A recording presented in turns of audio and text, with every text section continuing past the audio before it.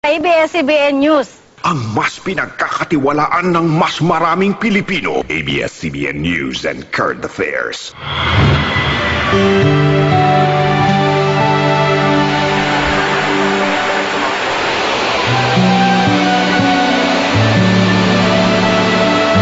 Ang pag-akyat ng bundok ang isa sa mga outdoor adventure na kinahihiligan ng mga kabataan.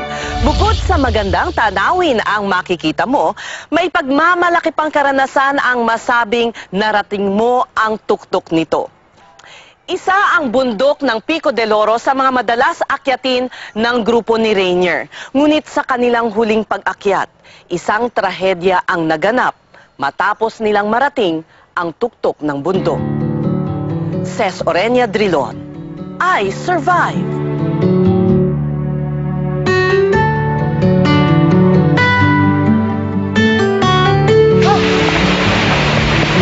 Kaya ka, bro.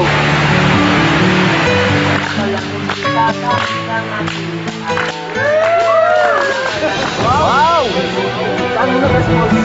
Oo nga, ligo muna tayo bago tayo.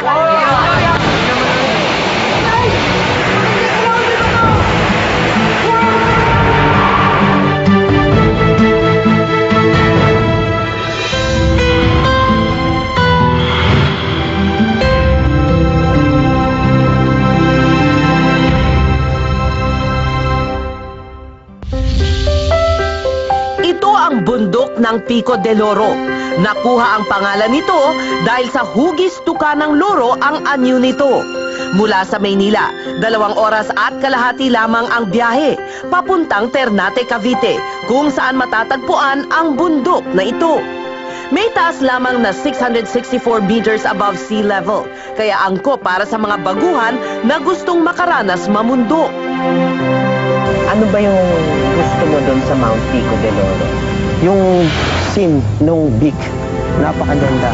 Kasi isa siyang parang tower ng bato na siguro equivalent sa 3 or 4 story building. Ganun siya kataas.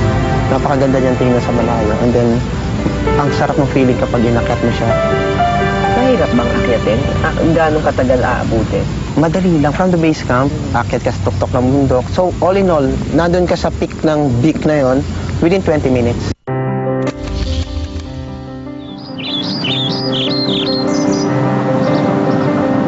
Nature lover na mula sa pagkabata si Rainier. Impluwensya daw ito sa kanya ng kinalakihang bayan ng Tindoy sa isla ng Batangas. Edad 22 nang magsimula siyang mahilig sa pag-akyat ng mga bundok. Isa ang Mount Pico del Oro sa binabalik-balikan niya. Kompleto na ba tayo?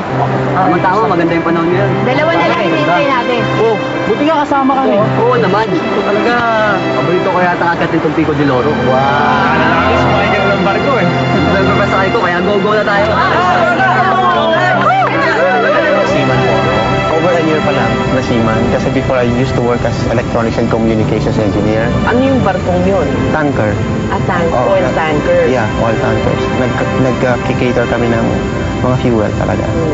Yeah. Enjoy ka naman sa Yeah. trabaho? Nag-enjoy naman ako. Kasi ang pinakamaganda rito sa pagiging seaman, magbabakasyon ka and then kahit kailan ka bumalik pwede. Mag-enjoy kayo doon, pare. Yung Pico del Oro overlooking, pare. Binata pa si Rainier sa edad na 33. Kaya naman, kalimitan sa kanyang libreng oras ay ginugugol niya sa pagpanhik ng bundok kapag bumababa sa barko. Yung hiking sa akin pag wala, parang nananamlay ako. In fact, there was even a point na within 1 month, every weekend talaga, nasa bundok ako. Doon ako nag-recharge. Itong Mount Pico del Oro, bakit mo paborito? Sabi mo ilang beses mo na itong inaakyat. Mga ilang beses na ba? Siguro more than 10 times. Kasama malapit. siya, yeah, I malapit. guess, oo. Oo, like Madali. yung Mount Makulot, madali ding puntahan. Mount Makiling, medyo hindi masyado madali, pero pinupunta-puntahan din. Lahat sila. So, nandito tayo sa Luzon, sila yung mga parang mag-isip ka lang na, ay gusto ko mamundok. Sila yung madali puntahan. Hindi na nila kinailangan pa ng guide dahil sa dalas na nilang pag-akyat sa Pico del Oro. At para sa mga baguhan na mountaineers, may mga signboards na inilagay ang ahensya ng DENR para ituro kung saan ang daan papunta sa paanan ng bundok. Constantly, sine-check namin yung weather. Kasi mahalaga yan eh. In fact, nag-tweet pa ako kay Kuya Kim. Kuya Kim, okay ba yung weather namin this coming weekend? Kasi may hike kami sa Pico de Loro. And that was the time na nagkaroon ng Bagyong Juan. Medyo kabado kami sa weather that time. Kasi nga, baka malakas na malakas ang ulan. Although talagang inaabot kami ng ulan sa taas, wag yung masyadong malakas or bagyo.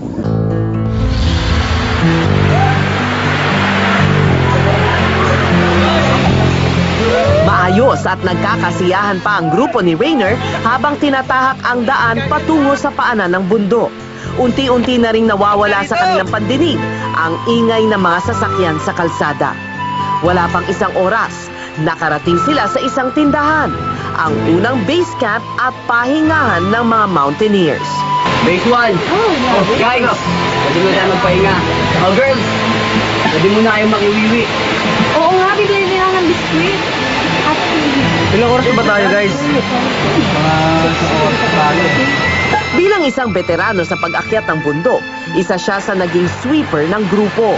Ibig sabihin, nasa hulihan ang pwesto ni Rainier para alalayan ang mga kasamahang baguhan at nahuhuli sa paglakad. Ilan kayo magkakasama? 16. Yeah, 6 girls. Tapos 10 kami mga lalaki doon. Since may kasama kami neophyte, medyo mabagal yung pacing. That very moment, walang kaba, walang, alam mo yung parang premonition na wala talaga. So kumakanta-kanta pa kami, ang lalakas pa nga ng boses namin. At that time, kantahan lang kami ng kantahan. So, masaya kami. Tapos nagpahinga kami sa last stop.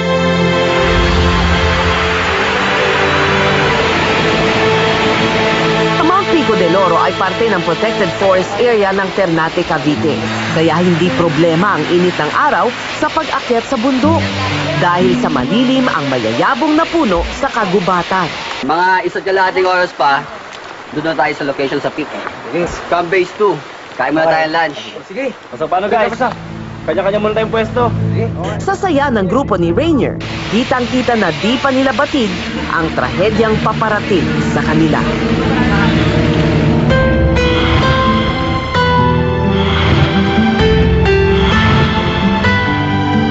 Baguio Tourism Spot. Burnham Park. Nag-holding hands tayo nun, di ba? Panahon ko to! 9:45 a.m. Nahiram naman ng boses.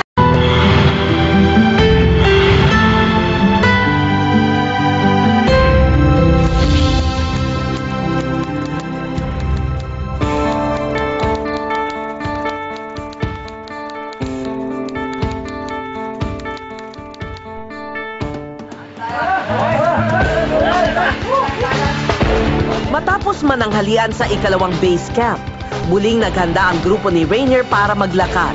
Habang lumipas ang kanilang oras sa pag-akyat, paminsan-minsan ay tumitigil sila para magkuhaan ng litrato.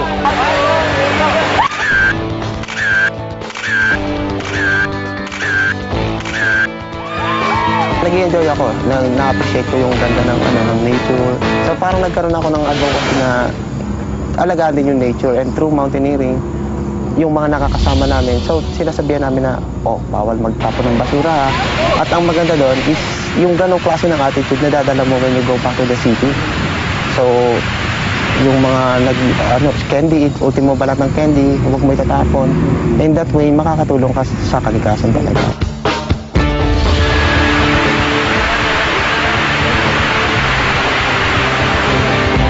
Mahigit isang oras na paglalakad, naramdaman na rin ng grupo ang pagod. Ilang pababa at pataas sa bundok ang kanilang nadaanan. Palalim sa kagubatan ng Pico de Loro. 15 minuto pang paglalakad at narating na ni Rainier ang pinaka-base ng bundok, Pico de Loro. Dito pwedeng magtayo ng tent ang mga mountaineers at magpalipas ng gabi.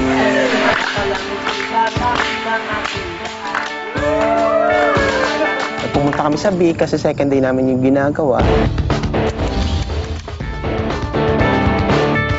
Kinabukasan, salit-salita nilang inakyat ang tuktok ng bundok na animoy korteng tuka ng Loro. Sa itaas nito ay matatanaw sa hilaga ang isla ng Corregidor, ang Nasugbu, Batangas sa timog, Maragondon, Cavite sa silangan, at South China Sea sa kanluran. Bumalik kami sa base camp, kumain kami ng breakfast, and then nagligpit kami. Wala pa sa kalagitnaan ang paglalakad ng grupo palayo sa bundok ng Pico del Oro nang magpasya silang magpahinga at maligo sa waterfalls na kanilang dinaanan.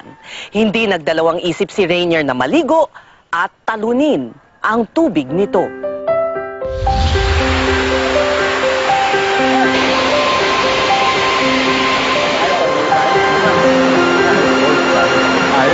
Wow!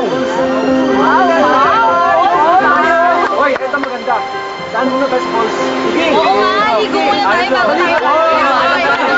Ligo muna tayo.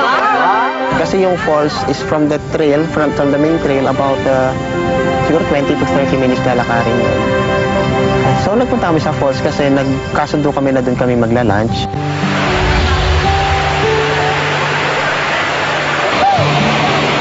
Pagkakita pa lang ni Rainier sa tubig, agad siyang lumusong dito at lumangoy. Ninamnam ang kagandahan ng paligid at hinayaang mapawi ang pagod ng katawan sa lagaslas ng waterfalls. Maganda ba tong falls na to? Yeah, maganda naman. Kaso lang kapag summer, nauubos yung tubig niya. Pero nitong kasi tag-ulan na. Malakas. Maganda. Oo, napakaganda. Kaso lang milky yung tubig niya. Kasi nga dahil sa ulan. Nung dumating kami dun sa falls, chinek ko muna yung tubig. Kasi ang ginawa ko, tumalon ako kagad sa tubig eh. Chinek ko siya, may bato pa lang. Kasi kaya dito mag-dive. Kasi pinaka-paborito ko gawin yun eh. Yung nagda-dive sa water. Chinek mo rin yung depth, kung gano'ng kalalim. Malalim, hindi ko siya siguro mga 2 meters or so. Hindi mo maabot. Hindi ko siya maabot. Sinisid ko siya, nag-check, talagang sinurvey ko muna yung area. Pagkatapos matiyak ang lalim ng tubig sa falls, agad tumingin si Rainier ng maaakyatan na lugar para mag-dive. Habang nakatore siya sa isang mataas na bato at akmang tatalon, isang babala ang isinigaw sa kanya ng isang kasamahan.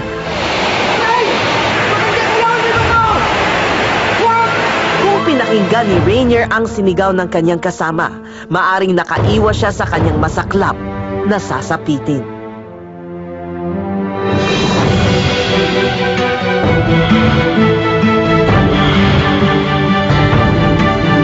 May bago raw babaeng nagpapasaya kay Luis Manzano.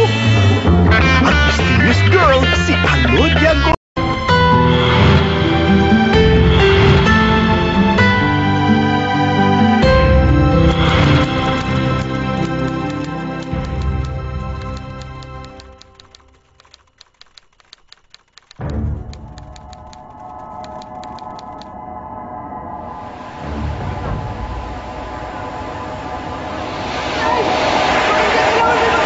So ang ginawa ko, nag-shift ako ng konti. Andun yung bato mismo. Ipinagwalang bahala ni Rainier ang babala ng kanyang kasamahan sa kabila ng panganib na nakaamba.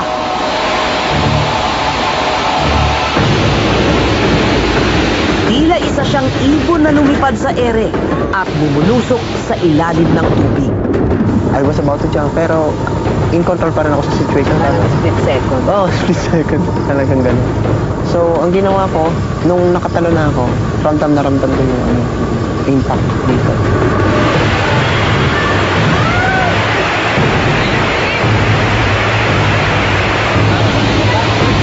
So, itong part ng head ko na to, bumaba siya. Hawak ko talaga yung flesh. Binabalik ko na ganun. Nasa ilalim pa ako ng tubig. Lumabas ako. Sabi ko, pre, may bato nga siya. May bato nga. Umakyat ako dun sa ibabaw na pinanggalingan ko. Dun ako naupo. And then, buong grupo, nag-effort na para bigyan ako ng first aid. So, Naramdaman mong parang natanggal. Tumuklap. Hindi ko naramdaman. Pero nahawakan ko yung flesh kasi. Naramdaman mo na... Oo, na tanggal siya. Pero yung pain, hindi siya masakit. Hindi ko alam kung anong tawag doon. Parang numb siguro. Numb. Hindi naman siya numb kasi nararamdaman ko yung touch ko. Pero yung pain, hindi niya ako pinahirapan. Hindi pa nag-sink in. Oo. Siguro. Or dahil sa malakas ang adrenaline mo. Siguro. At ang instinct ko lang that time, syempre nagdadasal ako, God, sana hindi malala to.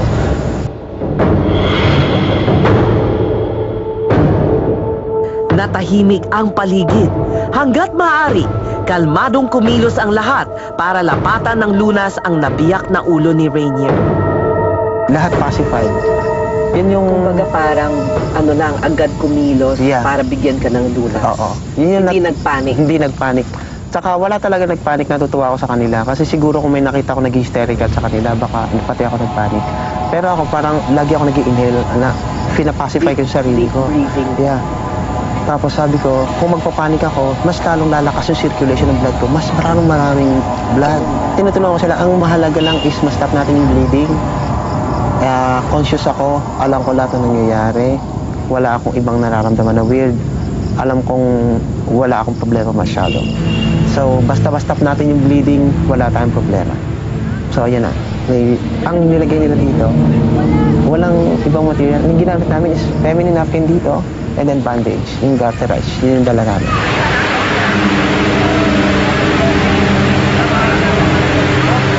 Dalawa sa kasamahan ni Rainier ang agad bumaba pabalik ng main base camp para humingi ng tulong. Habang naghihintay ng saklolo, pinakiramdaman ni Rainier ang sarili. Alam niyang makabubuting nasa sarili pa rin siyang katinuan para manatiling buhay. For about 20 minutes, nakaupo ako doon. Pero that moment na nakaupo ako, nag-iisip ako, sabi ko, habang dinadamdam ko yung sarili ko kung okay ba talaga. May nararamdaman ba ako, pati pa ako, ginagalaw ko, katawan ko, wala kayang paralyzed na part. Nakakarinig naman ako maayos. Inisip ko yung birthday ko, mga kapatid ko, lahat yan, to make sure na wala akong Na yung problema. memory mo, Yeah. intact, nakakapag-isip ka pa. Nakakapag-isip ko. Mahigit 2 oras pa ang dapat lakarin pabalik ng base camp. Walang signal ang cellphone sa pusod ng bundok dahil marami ng dugo ang tumagas mula sa sugat ni Rainier. Ipinasya niya na simulang maglakad para salubungin ang saklolo. Dahil sa kanyang kalagayan, isa sa mga mountaineers ang nagkusang loob na pasanin si Rainier palabas ng kabundukan. Kinulit ko na sila, hindi maglalakad na ako, sabi kong ganyan. Tapos may lalaki na ang galing siya sa ibang grupo, ang pangalan ng group nila is Castle Mountaineer. And then ang pangalan ng lalaki is Phoenix. Kinarga niya ako sa likod niya. Sabi niya, kaya mo bang sumakay sa likod ko? 30 minuto silang naglakad pababa at pataas ng bundok. Naging mabagal ang kanilang pag-usad dahil sa kanyang kalagayan. Hirap din siya sa pagbalanse ng katawan. Maya-maya lamang, nakaramdam na ng pananakit sa leeg at muscle si Rainier. Dito na siya nagpasyang maglakad mag-isa. Hindi ka nahihilo o... Hindi. Ang naramdaman ko lang that time is medyo pag mataas na yung inhale ko, masakit kasi yung muscle strain, yung trauma sa muscles. Saka siguro sa bone, meron din. So, ganun lang yung hinga ko. Medyo matipid yung inhale tsaka exhale ko. Tapos lakad kami. Nung naglalakad kami, yung may-ari nung isang lugar doon, pinadala niya ako ng kabayo. So, nag-try din ako sumakay sa kabayo. Mas matindi yung jerking movement ng kabayo. Lalong mas matagtag talaga.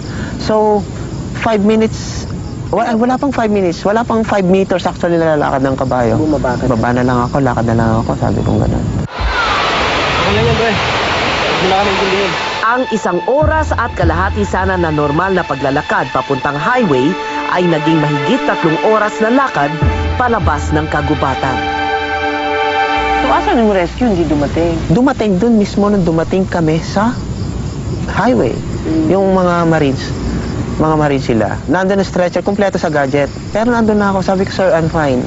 Padating na yung kotse namin, dadali na po ako sa ospital. Okay na po. Ano nangyari dito? Bro, nag-dive siya. Tumamang ulo sa bato. O sige, tingnan natin. Buti na napigilan yung pagdurugo. Sa pagsusuri ng doktor, lumalabas na 40 centimeters ang haba ng pagkabiyak ng sugat sa ulo ni Rainier. Di hamak na mas mahaba pa ang kanyang sugat kumpara sa isang ruler. Pero sa kabila ng pinsala na tinamo ni Rainier, himalang hindi tuluyang bumuka ang kanyang bungo. Walang fracture, very minor scratch. Tapos, siyempre yung torn na part na Yeah, but parang when you look at the picture, nakakatakot para bang bumuka yung ulo mo. Oo, bumukas talaga. Paano? Agad doon sa San Lorenzo Ruiz Hospital ka tinahi? Yeah. Sa operating room yung ginawa kasi kailangan linisin, tanggalin yung mga sands, ganyan. So, tulog naman ako nung ginawa yon. Pero natuwa yung doktor kasi napakaganda raw ng ginawa naming first aid sa kanya. Talagang na-stop ang bleeding. Tapos walang na-suffer na part ng ulo ko na pwedeng mawala ng blood supply totally. Kung titignan ang mga larawan ng ulo ni Rainier, aakalain mong talagang malaki ang pinsalang kanyang natamo. Maswerte man siyang maituturing, kailangan pa ring bantayan ang kanyang kondisyon upang malaman kung nagkaroon siya ng internal damage.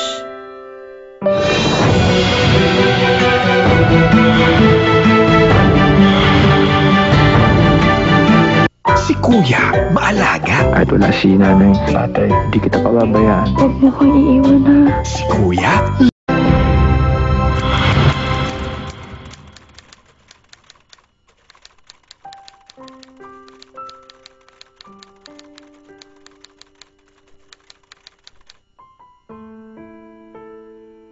Pagkatapos ng 3 araw na pagkakaratay, nakalabas na ng ospital si Rainier. Pero patuloy pa rin ang obserbasyon sa kanya ng doktor. Halimbawa mang makaramdam siya ng kakaiba sa kanyang ulo at katawan. What did he say? What were the dangers kung sakasakali? Internal hemorrhage. Very possible na magkaroon. In fact, hanggang ngayon, ino-observe pa rin yun kung meron ba Kung talaga. may bleeding. Oo, sa loob. So, yun yung most likely na mangyari. Kasi inabot rin ng 4 hours. Yeah. Tapos, yung part ng side ng wound, kinat yun ng doktor. Kinat yun kasi medyo maduming-madumi. Pumasok ang madumi. Oo, pumasok na. Ang pinaka nararamdaman ko lang up to this moment is yung pain dito sa back, sa neck part, hanggang dito sa likod. Really? Buti na mumove ko na to, last time hindi talaga. Sa pain. Yeah. And according to my neuro, yung nangyayari lang na yan is because yung swelling sa body na lumalabas instead na dito. Kasi dito walang lalabasan na swelling, so nasa katawan siya. Bakit? And I was consciously. Sa aking panayam kay Rainier, eksaktong 1 buwan matapos nangyari ang aksidente. Ang tanging tahina lang sa kanyang ulo ang naging bakas ng trahedya. Hindi ko siya nakitaan ng panghihina ng loob at bagkus gusto pa rin daw niyang umakyat ng bundok sa mga darating pang panahon. Ano ka naman matino? Matino in a way na wala akong ibang nararamdaman, hindi ako nahihilo. Kasi yun na yung mga signs ng internal bleeding. Magsusuka ka or? Magsusukaya, tapos mahirapan yung paghinga mo. Iko-consider pa natin minor. Hindi siya minor, pero siguro dahil I really fought. Yeah, it would have been worse kung hindi ko nilakasan yung loob ko. Yun. Kasi iniisip ko that time, this is a matter of life and death, pero hindi makakatulong kung wala akong composure that time. So talagang I really tried my best na hindi maging, number 1 is hindi maging pabigat sa grupo. Ang payo ni Rainier para sa mga kabataan na mahilig sa mga outdoor adventure, isang mahalagang bagay na dapat tandaan ay ang kahandaan sa paglapat ng wastong lunas kapag nakakakita ng isang sakuna. Napaka-importanteng kaalaman na maaring makapagsalba ng kahit sarili mo pang buhay. Aminado si Rainier, isang malaking disgrasya ang nangyari sa kanya sa bundok ng Pico del Oro. Nais lamang niyang maging isang babala sa mga kabataang mahilig umakyat ng bundok na kailangan ang iba yung pag-iingat para hindi matulad sa kanyang sinapit. Ces Orenia Drilon, magandang gabi.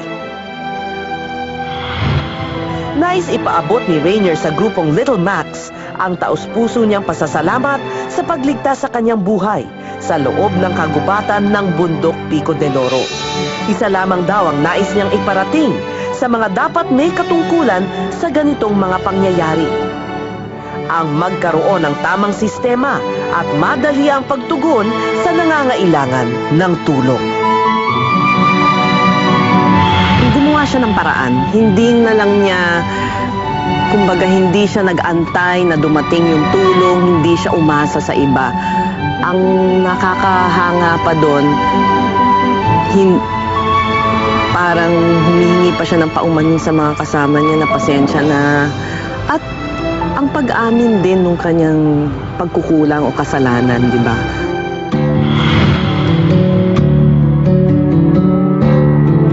Kung isa kang survivor, mag-email sa isurvive@abs-cbn.com at ibahagi sa amin ang iyong kwento. Pwede nyo rin kaming sundan sa Twitter at Facebook. Hanapin lamang ang iSurvive.